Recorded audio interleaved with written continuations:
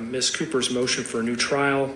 I have had a chance to review the motion filed by Ms. Cooper as well as the resistance filed by the state. And we'll start with you, Mr. Hawbaker. Is there anything you would like to state further in support of your motion this afternoon? No, Your Honor, we would stand on the pleading. All right, and then I'll turn it over to, looks like you've got the microphone there, Mr. Ringel. So, Mr. Ringel, is there anything further you would like to state in support of the resistance to the motion? Judge, no, the state would rest on the record created in this matter at trial and just note that the greater weight of credible evidence favors the verdict rendered in this case. All right. Well, as I indicated, I did have a chance to review both the motion and the resistance. The court can grant a new trial in a criminal case when the verdict is contrary to either the law or the evidence. A verdict is contrary to the evidence when it is contrary to the weight of the evidence, meaning that there is a greater amount of credible evidence supporting one side of an issue or cause than the other.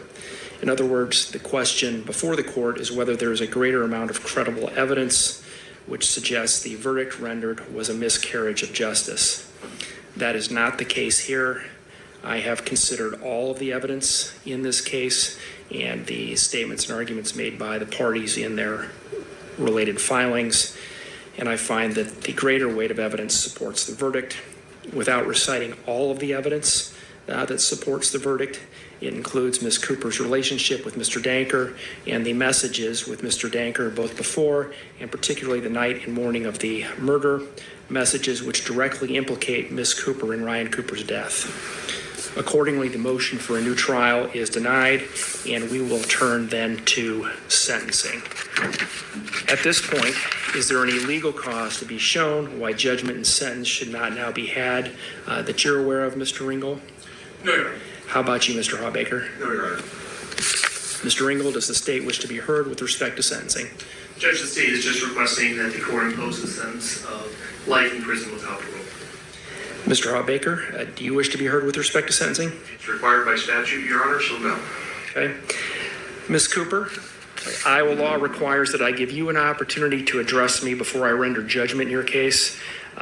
There's no requirement that you say anything, but if there is anything you would like to say, this is your chance. So, Ms. Cooper, is there anything you would like to state at this point?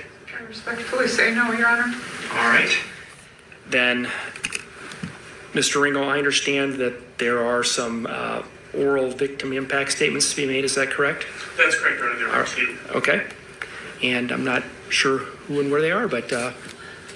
And first, Judge Heather Cooper would like to make a statement. All right. Good afternoon, Ms. Cooper. I'm going to have you go over there to that chair, please. And there's two microphones over there, but one of them's got a little, that one, yeah, if you could turn it on. And Ms. Cooper, we don't swear you in or do anything like that, but I'm just going to ask that you give us your first name and your last name and spell them so we have that clear for the record. Okay. Heather, Heather, Cooper, Cooper. All right, and you brought something with you, and, Yes. Which is fine. Just want to remind you that court reporter here is going to try to get down what you're saying. Okay. I'm probably guilty of this as well because I was reading partly from the script. People do that; they read quick. Okay. So just make sure you keep it to where she can keep up with you. Okay. All right. Whenever you're ready, you can go ahead. Dan. Okay. Your Honor, as I said, my name is Heather Cooper. Ryan was my brother-in-law. I want to thank you for this time today, for our family and friends, to have a chance to tell Ryan's story and share our grief and pain. 3 years left living in fear, scared of the unknown. Were we next? Scared for our nephews and our niece.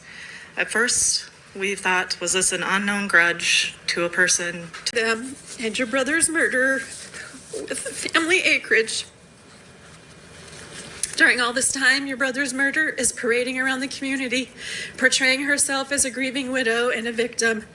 She is manipulating anyone and everyone who would listen. She rarely ever speaks your brother's name, only occasionally mentioning him in conversation, and then referring to him only as husband. She sought praise and accolades for her actions, her efforts in building this new life for herself and her children. The new life that began when she murdered your brother.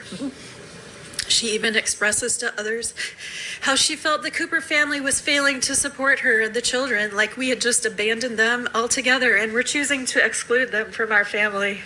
Thankfully, many could see through her lies, but unfortunately, many others were caught up in 7.2, Parent 1, Parent A, and judgment is entered accordingly. She is sentenced to life in prison without the possibility of parole. Her custody is placed with the Director of the Division of Adult Corrections for temporary custody with the County Sheriff. Ms. Cooper shall pay victim restitution to the estate of Ryan Cooper in the amount of $150,000 as required by Iowa Code Section 910.3B, Parent 1. And Mr. Hardbaker, there was a supplemental restitution request to Crime Victim Services, I believe, in the amount of $14,944.76. Any objection to that? No, Your Honor. And shall also make restitution in that amount to Crime Victim Compensation Program.